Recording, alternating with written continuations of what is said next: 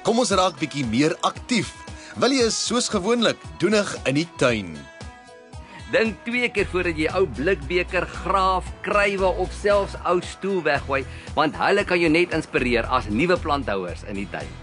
Ek het op ou skrootwerwe en 'n paar ashope gaan rondkrap en op 'n skatkis van ou gebruikte artikels afgekom wat vir my ure se plesier gaan verskaf.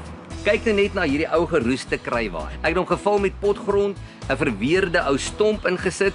Die mandjie is ook op die ashoop opgetel. Dit huisves my potskerwe en dan met die groepering van 'n paar meerjarige plante gaan hy omskep word in 'n oase van kleur en tekstuur.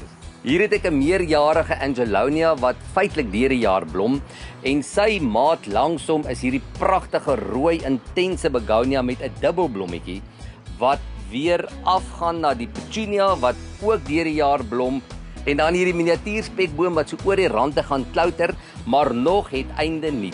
Ek gaan die kruiwa nou afrond deur nog 'n paar tekstuurplante by te sit. Die eerste een is hierdie mooi grysgroen sedum wat 'n sagte mat vir ons in die kruiwa gaan gee. Dan die Echeveria of vetplant rosie met 'n pragtige intense oranje blommetjie. En dan laastens hierdie silwergrys kalanchoe wat vir ons begonia en petunia 'n bietjie lig onder hulle voete gaan insit. Jy kan natuurlik hierdie selfde tipe projek op 'n baie kleiner skaal aanpak en daarvoor gaan ek hierdie ou melkbeker gebruik. Onthou om 'n paar dreineringsgate onderin te kap, sommer met 'n spyker.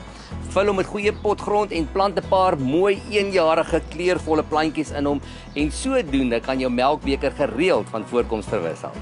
Hierdie begonia gee vir ons bietjie hoogte aan die agterkant.